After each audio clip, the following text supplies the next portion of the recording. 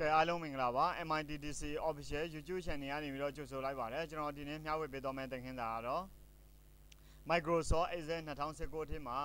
macro နဲ့ပတ်သက်ပြီးတော့သင်ခန်းစာဖိုင်လေးကိုရှင်းပြပေးသွားမှာဖြစ်ပါတယ်ဒီဗီဒီယိုသင်ခန်းစာဖိုင်ကိုမစတင်ခင်မှာကျွန်တော်တို့ရဲ့ YouTube channel ကို subscribe မလုပ်ရသေးဘူးဆိုရင် subscribe လေးလုပ်ထားပေးဖို့တောင်းဆိုပါတယ်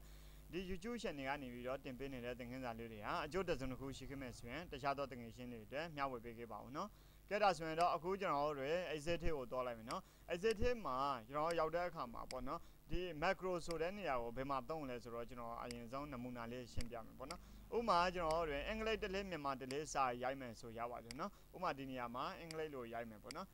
အင်္ဂလိပ်လိုရိုက်မယ်ဆိုတော့ကျွန်တော်က Time News Roman နဲ့နေပြီးတော့ရိုက်ရှင်တယ် Time News Roman နဲ့နေပြီးတော့ဒီနေရာမှာရိုက်ရှင်တဲ့အခါကျတော့ကျွန်တော်ကဒီဘက်မှာ Time News Roman ကိုလာရွေးပေးရမှာပေါ့နော်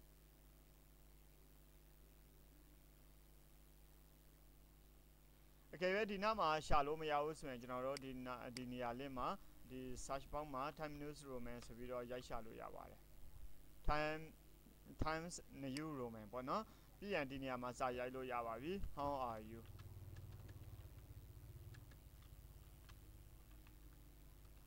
ပြီးရင်ဒီဘက်မှာမြန်မာလိုရိုက်ရှင်တယ်မြန်မာလိုရိုက်ရှင်တဲ့အခါကျတော့ကျွန်တော်မြန်မာ font ကိုရွေးပေးလို့ရပါတယ် w01 enter ခေါက်လိုက်နော် enter ခေါက်ပြီးတော့ကျွန်တော်တို့ကဒီဘက်မှာစာရေးမယ်နေကောင်းလားရေးမယ်ပြီးတော့ဒီဘက်မှာတစ်ခါလာရေးမယ်အင်္ဂလိပ်လိုရေးမှာဖြစ်တဲ့အတွက် time news roman ကိုရေးမှာဖြစ်တဲ့အတွက်ကျွန်တော်ကဒီဘက်မှာတစ်ခါ times time news roman လို့ရိုက်ထည့်မယ်ရိုက်ထည့်ပြီးတော့ဒီနေရာမှာတစ်ခါကျွန်တော်ကလာရေးမယ် where do you go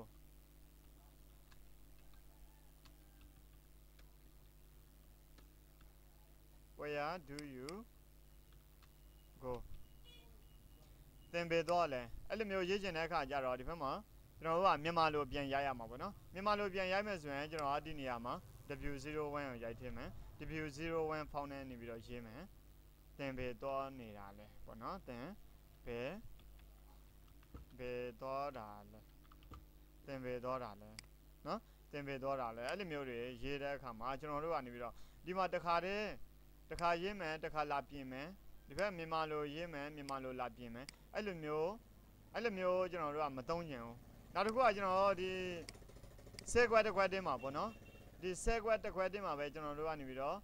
အင်္ဂလိပ်လိုရောမြန်မာလိုရောရိုက်ရှင်နေဆိုရင်ရောကျွန်တော်တို့အတွက်အဆင်ပြေပါမလားပေါ့နော်ရိုက်ကြည့်အောင် Time News Roman ရိုက်မယ်what's your name နာမည်ပေါ့နော်တင်းနာမည်ပါလဲအဲ့လိုမျိုးမေးကြည့်မှာပေါ့နော်What is your name? What is your name? ကျွန်တော်ကဒီဘက်မှာမြန်မာလိုဆက်ပြီးတော့ရေးချင်တယ်ပေါ့နော်။နောက်အရင်ဆုံးအဲ့လိုမျိုးရေးဖို့အတွက်ကို Rep Test Mark Center လောက်ထားလိုက်မယ်။အလဲ Center မှာထားပေးလိုက်မယ်နော်။ကျွန်တော်ဒီဘက်မှာဆက်ပြီးတော့သင်နာမည်ပါလဲပေါ့နော်။မြန်မာလိုပြန်ရေးချင်တဲ့အခါကျတော့ကျွန်တော်ဒီဘက်မှာတစ်ခါလာပြောင်းအောင်မယ်။ W01 ပေါ့နော်။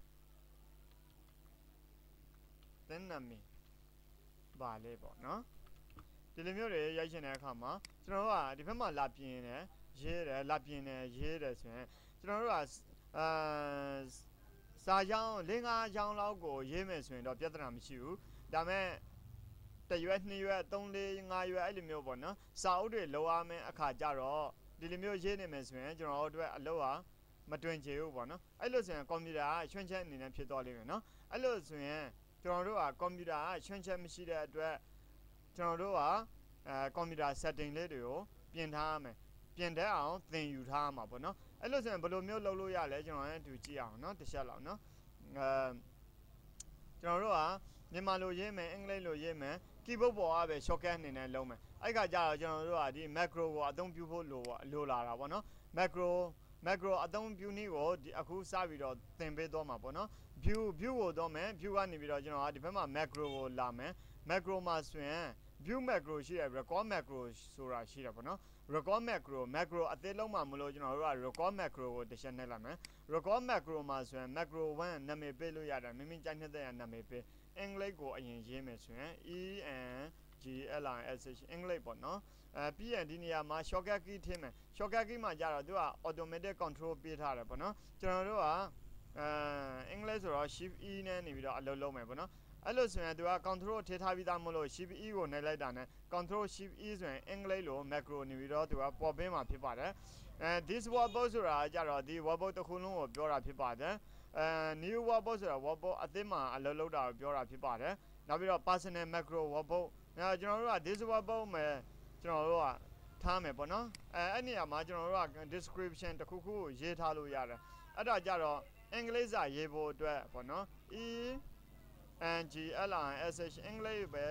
English to မြန်မာပေါ့နော်ဘာညာ English မှာဆိုရင်ကျွန်တော်တို့က English ရေးမယ်ဆိုရင်ဘာလို့ရမလဲဆိုတော့ဒီ shortcut ကိုကျွန်တော်ကထည့်ထားပေးမယ်နော်ctrl plus shift plus e ပေါ့နော်ပြီးရင်ကျွန်တော်တို့က okay နှိပ်ပါမယ် okay နှိပ်လိုက်မယ်okay နှိပ်လိုက်မယ်ပြီးရင်တော့ home ထဲကိုတော့မယ် home ထဲမှာကျွန်တော်တို့ကW01 ကိုsorry time newsroom ကိုရိုက်ထည့်မယ် time newsroom enter ခေါက်လိုက်မယ် enter ခေါက်လိုက်တဲ့အခါမှာကျွန်တော်တို့က font size ကနေပြီးတော့ကျွန်တော်စနစ်အနေနဲ့ထားမယ်ပေါ့နော် font size ကိုစနစ်ထားမယ်ပေါ့နော်ပြီးရင်ကျွန်တော်က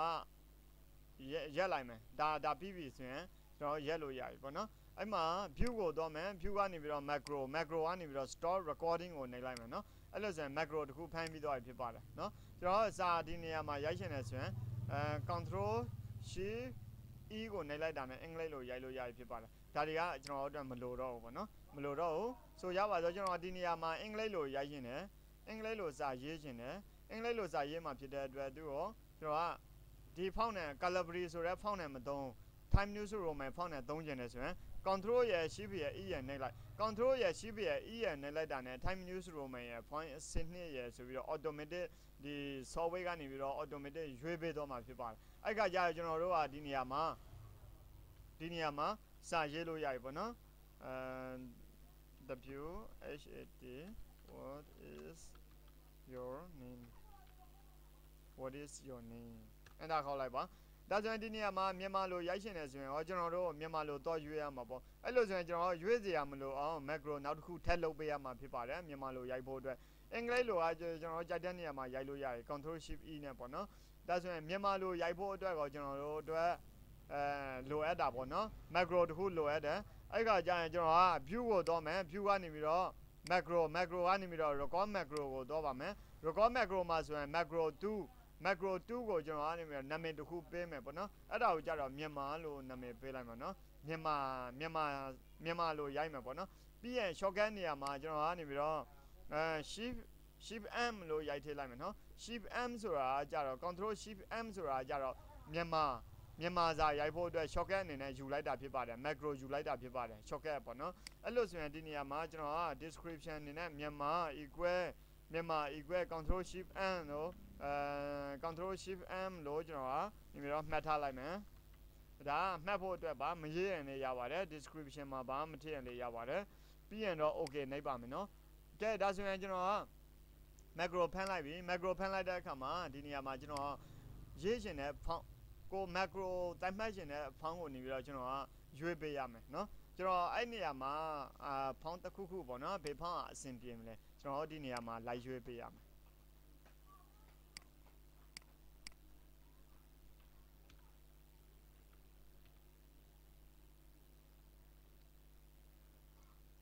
လောလောဆယ်တော့ W01 နဲ့ပဲ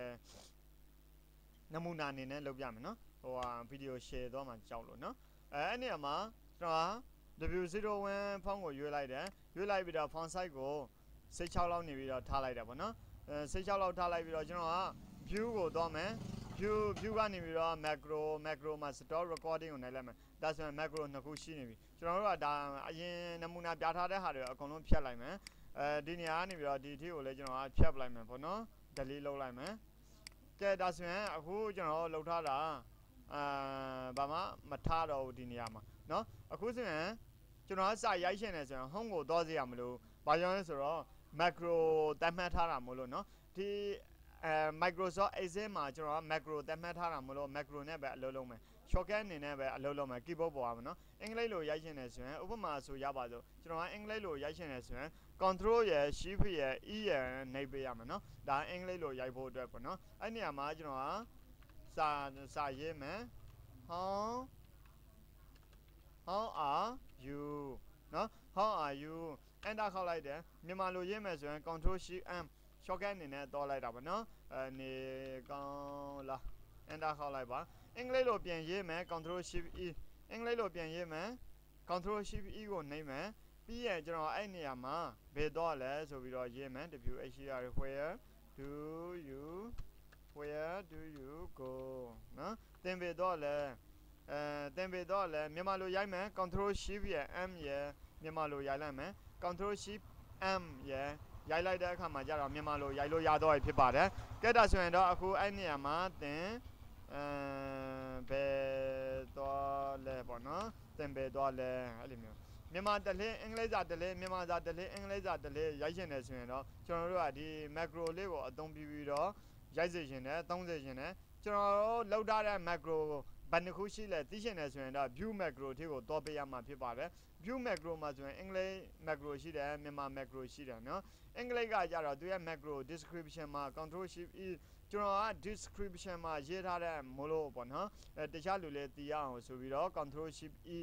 control shift e ဆိုရင်တော့ကျွန်တော်ကအင်္ဂလိပ်စာရေးတယ်ဆိုပြီးတော့ဒါအမှတ်တငယ်တဲ့ description မှာမှတ်ထားတာဖြစ်ပါတယ်နောက်မြန်မာဆိုရင်တော့ control shift m ကဲဒါဆိုရင်တော့နောက်ထပ်ပြင်ရှင်းတာတွေရှိသေးလားကျွန်တော်ပြင်လို့ရလားပေါ့နော်ပြင်လို့ရပါတယ်ကျွန်တော်ဒီ edit ကိုတော့ edit မှာဆိုရင်ကိုဒီဘက်မှာဆိုရင်တော့ကျွန်တော်ဒီဒါကြတော့ပေါ့နော်အဲ့စင်းမှာဟိုအထေးထိဝင်ပြင်တဲ့ပုံစံမျိုးလေးတွေကိုကျွန်တော်တို့တော်တဲ့ဟာလေးဖြစ်ပါတယ်အဲ့ဒါလေးတွေကိုလေကျွန်တော်နောက်ထပ်ဗီဒီယိုသင်ခန်းစာဖိုင်လေးတွေမှာဒီအဲ့စဲအစင်းမြင့် lesson လေးတွေကိုရောက်တဲ့အခါမှာကျွန်တော်ဒါလေးတွေနဲ့ပတ်သက်ပြီးတော့လေအသေးစိတ်ရှင်းပြအောင်မှာဖြစ်ပါတယ်ဟိုကိုပြင်ကျင်တဲ့ဟာလေးတွေကိုကိုဝင်ပြင်လို့ရတဲ့အနေအထားလေးတွေပေါ့နော်ကျွန်တော်တို့ဒီမှာဆိုရင်30ထားမယ်ပြီးရင်ဒီဘက်မှာ shadow မှာ post ထားမယ်selection font size name font size selection font size save ဒီဘက်မှာဆိုရင် save မြန်မာပေါ့နော် save မြန်မာဆိုရင် font size ကဘယ်လောက်လဲစနစ်ဒီရာပြည့်ဒီနေထားလေးပေါ့နော်ဒါတွေကဝင်ပြင်တဲ့ဟာလေးတွေပါedit ပြီးရင်တော့ကျွန်တော်တို့ကနေပြီးတော့ close ပိတ်လိုက်နော် close ပိတ်ပြီးရင်ဒီကောင်လေးကိုတခါကျွန်တော်ပြန်ပိတ်ထားလိုက်နော်ကျွန်တော်ဒီဘက်မှာကြည့်အောင်တစ်ချက်လောက်နော်